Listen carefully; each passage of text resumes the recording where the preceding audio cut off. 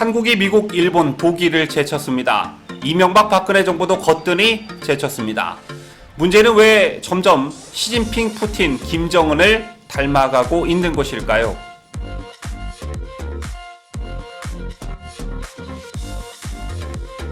얼마 전 큰 논란이 되었던 사건이 있었습니다. 2019년 7월 문재인을 비난하는 전단을 뿌린 34살 김정식 씨에게 경찰이 모욕죄를 적용해 검찰에 송치한 사건이 바로 그것인데요. 대통령을 비난했다는 이유로 한 청년이 경찰 조사에 시달리고 결국 검찰에 송치됐다는 점에서 여기가 진정 표현의 자유가 보장된 자유대한민국인지 아니면 북한이나 중국인지 헷갈리시는 분들 많으셨을 겁니다. 또 이번 사건으로 현 정권의 트레이드마크가 된 내로남불이 다시금 소환됐는데 그 이유는 형법상 모욕죄를 폐지하는 법안을 내놓고 뒤로는 모욕죄로 국민을 기소했기 때문입니다.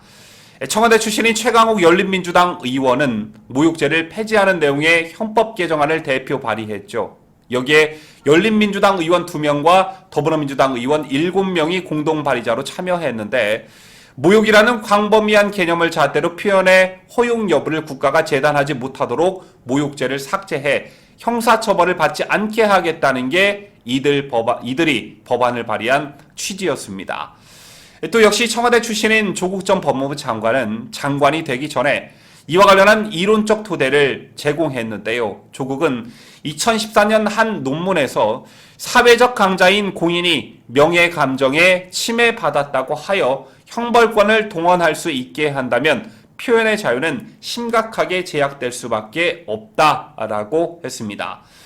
뿐만 아니라 2015년 정치 권력자 대상 풍자 조롱행위의 과잉 범죄화 비판이란 논문에서도 같은 주장을 조국은 반복했습니다.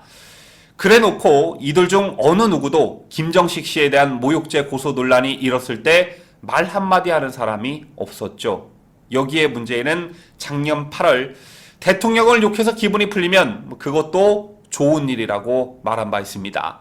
이런 말을 할 때가 작년 8월이니까 이미 고소를 해놓고 이를 숨긴 채 국민 앞에서 엄청난 대인배인 척 쇼를 한 것이죠.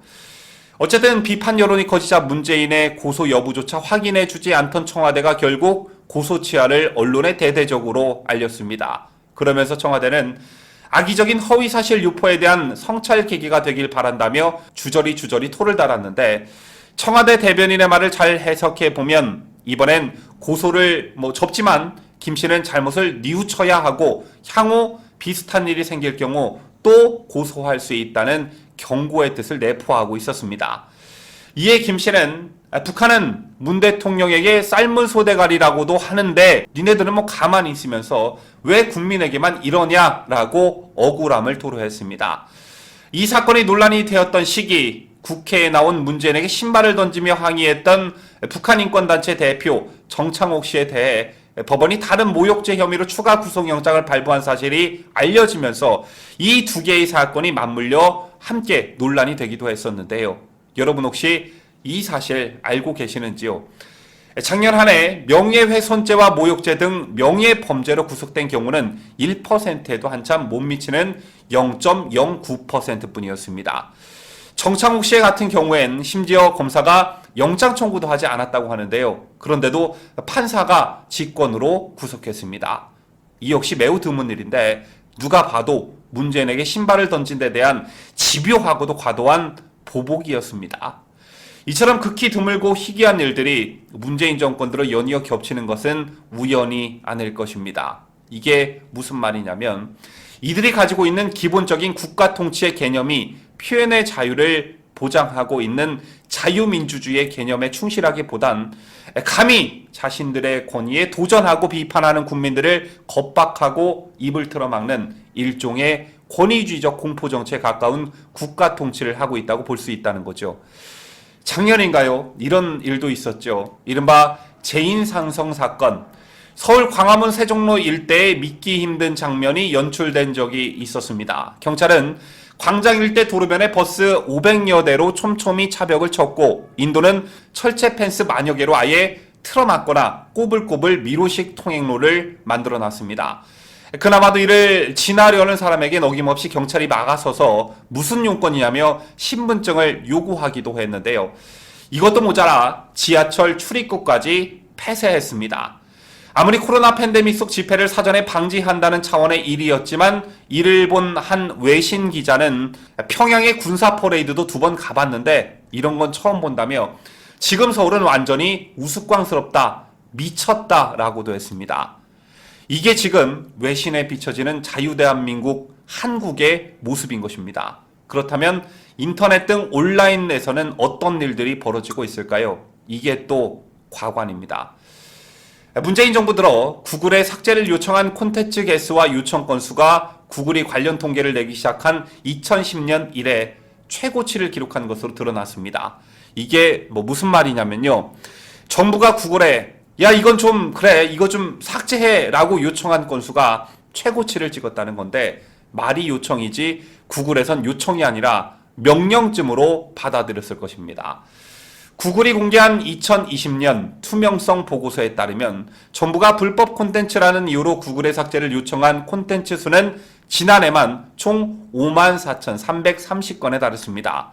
이 수치가 여러분들 감이 잘 안 오실 텐데요. 이 같은 수치는 2019년 수준 9,935건보다 무려 4배 이상 늘어난 것이고 우리나라보다 인구가 월등히 많은 미국 9,482건이나 일본 1,070건, 독일 1941건보다도 많은 수치였습니다. 그렇다면 이명박 박근혜 정부 시절엔 과연 어땠을까요? 이명박 정부 시절 정부가 구글의 콘텐츠 삭제를 요청한 건수는 연평균 200건이 안 됐고 박근혜 정부에서도 연평균 300건을 넘지 않았습니다. 그런데 문재인 정부가 들어선 2017년 하반기 콘텐츠 삭제 요청 건수가 221건으로 늘어나더니 2019년 상반기 558건으로 2배 이상 뛰어올랐습니다. 그러다가 지난해 상반기에는 처음으로 1000건을 넘어선 것입니다. 그렇다면 얘네들이 이것만 한 것이냐? 아니었습니다. 삭제 요청에 더해 정부가 구글에 사용자 정보를 요청한 건수도 지난해 상반기 2,951건을 기록해 전년 동기 766건보다 3배 이상 늘었습니다. 또 정부가 정보 공개를 요청한 사용자 계정은 총 25,562개에 달했습니다. 여기서 말하는 사용자 정보는 메일, 유튜브, 블로그 등 구글 서비스를 사용한 이들의 접속 기록이나 등록 정보, 이메일 내용 등을 가리키는데 쉽게 말해 저 같은 사람의 개인 정보를 구글에 요청한 횟수가 급격히 늘었다는 것입니다. 물론 이명박 박근혜 정부 시절에 비해 유튜브나 블로그 또는 각종 SNS가 인기를 누리며 대중화됐다는 건 부인할 수 없는 사실입니다. 하지만 이런 환경적 요인을 감안하더라도 수치가 뛰어도 너무 급격히 뛰었는데요. 지난해 N번방 등 성범죄 사진이나 성적 콘텐츠, 규제 의약품을 판매, 홍보하는 콘텐츠들이 늘어난 것도 원인이었지만 5.18 민주화 운동과 관련된 유튜브 동영상에 대한 삭제 요청도 급증한 것으로 나타났습니다. 정부로부터 삭제 요청을 받은 구글은 이 가운데 자사의 콘텐츠 정책, 유튜브 커뮤니티 가이드 등을 위반한 것으로 판단한 인터넷 주소를 삭제했습니다. 자, 시청자 여러분, 국가기관에서 5만여 건이나 되는 콘텐츠에 대해 삭제를 요청했다는 이 불편한 사실, 우리나라보다 인구가 많은 미국, 일본, 독일보다 삭제 요청 건수가 더 많았다는 사실 어떻게 받아들이시고 계십니까? 과잉 대응이라고 생각하지 않으십니까? 대통령을 비난하는 청년을 고소하고 신발을 던졌다는 이유로 보복을 하고 정부 반대 집회를 과도한 공권력을 투입해 막으려 했던 이들의 강압적이고 폭압적인 DNA가 이번 구글의 사례에서도 고스란히 드러나고 있다고 저는 보는데요. 문재인 정권 들어 위축되고 경직된 표현의 자유는 분명 퇴보하고 있습니다.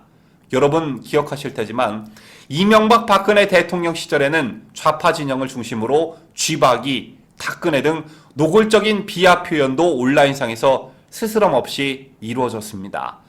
대통령을 동물과 비유했다고 해서 그 누구 하나 잡혀 들어갔다는 말을 저는 들어보지 못했습니다. 자, 그런데 탈권위주의의 상징이었던 노무현 밑에서 정치를 배웠다는 문재인이 이럴 줄은 몰랐습니다.